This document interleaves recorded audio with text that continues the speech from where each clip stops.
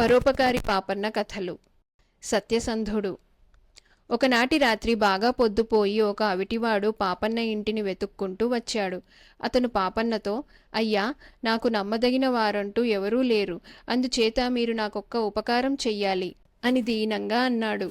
చాతనైతే తప్పక చేస్తాను, ఏం చెయ్యాలో చెప్పు అన్నాడు పాపన్న. ఆ వచ్చినవాడి పేరు రామన్న. వాళ్లది సమీప గ్రామం. ఈ రామన్నకు కోదండం అనే అన్న ఒకడున్నాడు. అతను ఆ గ్రామంలోని ధనవంతులలో ఒకడు. రామన్న చిన్నతనంలోనే చెట్టుపై నుంచి పడిపోయి ఒక చెయ్యి విరగ్గొట్టుకొని అవిటివాడయ్యాడు. అది మొదలు కోదండం తమ్ముడికి తన ఇంట నౌకరు హోదా మాత్రమే ఇచ్చి చాలా హీనంగా చూస్తూ వచ్చాడు. అవిటివాళ్లకు అడుక్కు తినటం తప్ప మరో గతి లేదు అని అప్పుడప్పుడు తమ్ముడికి జ్ఞాపకం చేస్తూ ఉండేవాడు. రామన్న తల్లి మటుకు తన చిన్న కొడుకు గురించి చాలా దిగులు పడేది. తాను హరి అన్న మరుక్షణం కోదండం రామన్నను ఇంటి నుంచి వెళ్ళగొడతాడని ఆమెకు తోచింది. అందుచేత ఆవిడ రామన్న కోసం 100 వరహాలు పోగు చేసి వాటిని రహస్యంగా రామన్నకిస్తూ, వీటిని ఎక్కడన్నా దాచి ఉంచు, కష్టకాలంలో ఈ డబ్బు అక్కరకు వస్తుంది అన్నది. ఆ డబ్బు ఎవరి దగ్గర దాచటమా అన్నది రామన్నకొక పెద్ద సమస్య అయ్యింది. అతను ఎవరినీ నమ్మలేడు. డబ్బు ఎవరి దగ్గర దాచినా తన అన్నకు తెలిసిపోతుంది. కోదండాన్ని తృణీకరించి రామన్నను ఆదుకోగలవారెవరూ లేరు. ఈ సమస్యతో సతమతమవుతున్న రామన్నకు పాపన్న జ్ఞాపకం వచ్చాడు. ముక్కు మొహము ఎరగని వారిని కూడా పాపన్న ఆదుకుంటాడని ప్రతీతి. పాపన్నను ఆశ్రయిద్దామనుకొని రామన్న రాత్రివేళ పడి వచ్చాడు. పాపన్నకు తన పరిస్థితి అంతా చెప్పి రామన్న, అయ్యా, మీరు ఈ డబ్బు దాచి ఉంచటమే కాదు, ఈ సంగతి మా అన్నకు చెప్పకుండా ఉండాలి. మా అమ్మ నాకేదో డబ్బిచ్చినట్టు ఆయన పసిగట్టి నన్ను గుచ్చి గుచ్చి అడిగాడు. ఈ డబ్బు గురించి మా అన్నకు తెలిసినట్టయితే అది నాకు దక్కదు అన్నాడు. కోదండం గురించి, అతని అవిటి తమ్ముణ్ణి గురించి పాపన్న అదివరకే కొంత విని ఉండటం చేత రామన్న మాటలలో విశ్వాసం ఉంచి, నీ డబ్బు సంగతి నా ద్వారా మీ అన్నకు తెలియదని నీవు ధైర్యంగా ఉండు. నీ అన్న వచ్చి అడిగితే నీవెవరో కూడా నాకు తెలియదని చెప్పేస్తాను.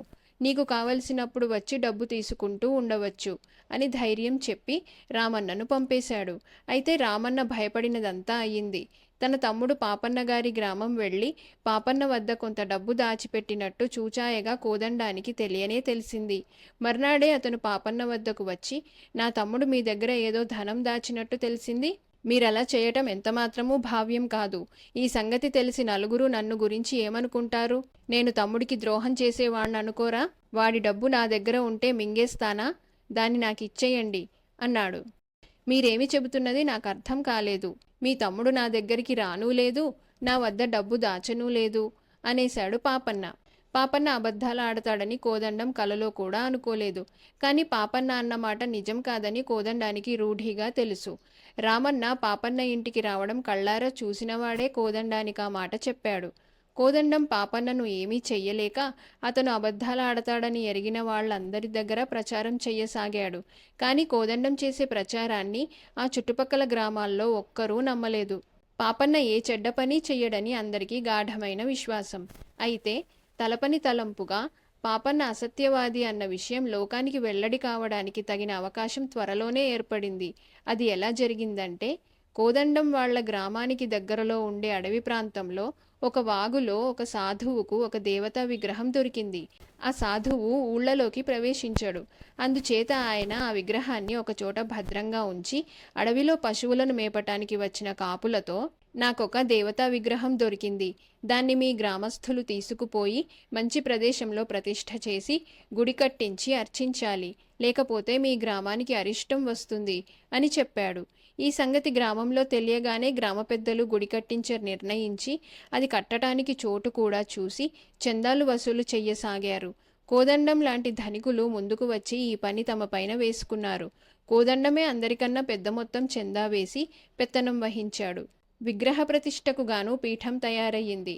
విగ్రహాన్ని తీసుకురావటానికి గ్రామస్థులు మేళతాళాలతో బయలుదేరి సాధువు ఉండే చోటికి చేరారు.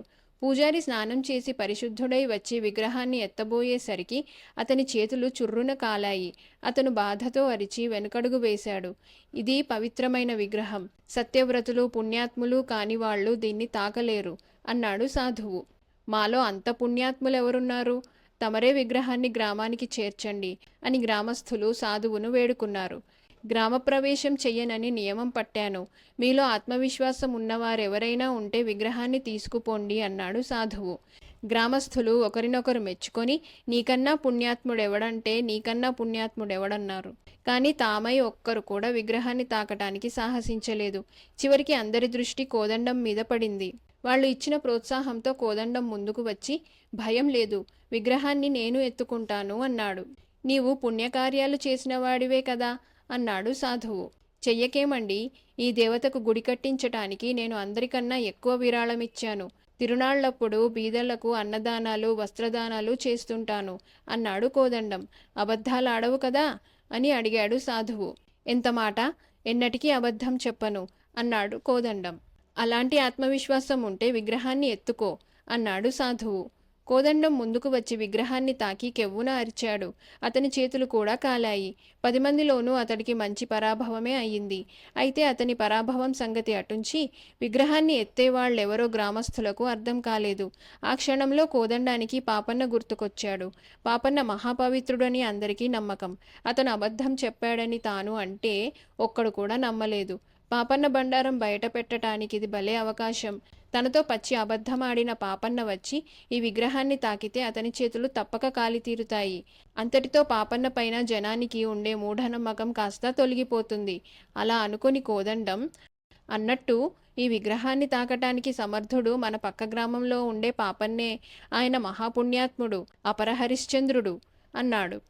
అందరూ ఉత్సాహం తెచ్చుకున్నారు. పాపన్న మీద అందరికీ గురే. పాపన్నను పిలుచుకురావటానికి ఒక సేవకుడు వెళ్ళాడు. ఆ సేవకుడు వెళ్ళి తాను వచ్చిన పని చెప్పగానే పాపన్న వాడి వెంట బయలుదేరి వచ్చాడు.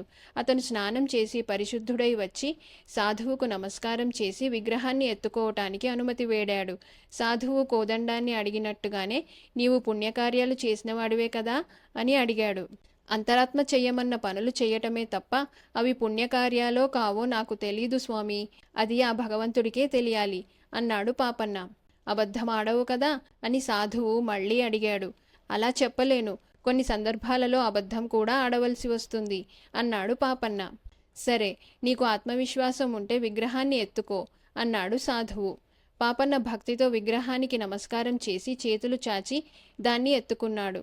అతని చేతులు కాలలేదు. గ్రామస్థులు విజయధ్వానాలు చేస్తూ పాపన్న వెంట మేళతాళాలతో తమ గ్రామానికి వెళ్ళి దేవతను పీఠంపైన ప్రతిష్ఠించారు. అటుపైన విగ్రహం తాకితే ఎవరి చేతులు కాలలేదు. అందరూ సంతోషించారు. కానీ ఒక్క కోదండానికి ముఖం మాడిపోయినట్టయింది. క్రమంగా అతనికి పాపన్న పైన భక్తి పుట్టుకొచ్చింది.